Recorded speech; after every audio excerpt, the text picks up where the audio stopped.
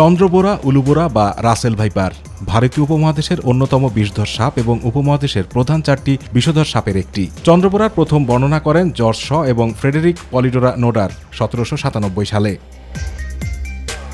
Patrick Rasel তার 1796 সালে প্রকাশিত বই an account of Indian serpents collected on the coast of করোমান্ডেলে এই সাপটি নিয়ে বিশদ আলোচনা করেন।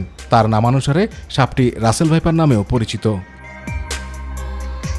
রাসেল ভাইপার ভারত ও দক্ষিণ পূর্ব এশিয়ার বিষাক্ত সাপের মধ্যে অন্যতম প্রাণঘাতী প্রজাতি। রাসেল ভাইপারের কামড়ে তীব্র ব্যথা ও ফোলাভাব, রক্তক্ষরণও বৃদ্ধি পায় এবং নাক, মাড়ি এমনকি মলদ্বার দিয়ে রক্তপাত হতে পারে। বমি বমি ভাব, মাথা ব্যথা, ঘাম ঝরা, পেশিতে ব্যথা, দুর্বলতা, কিডনি ফেলিওর, হৃদস্পন্দন বন্ধ হয়ে যায় এবং মৃত্যুও হতে পারে। রাসেল ভাইপারের বিষে হোমোটক্সিনস, নিউরোটক্সিনস এবং গেস সাইটোটক্সিনস নামক 3 ধরনের বিষাক্ত উপাদান থাকে। রাসেল ভাইপার কামড়ের জন্য নির্দিষ্ট প্রতিষেধকও রয়েছে। সারা দেশের সরকারি হাসপাতালে রাসেল ভাইপারের অ্যান্টিভেনম পাওয়া যায়। Institute of public health Dhaka থেকেও সরাসরি অ্যান্টিভেনম সংগ্রহ করা যায়।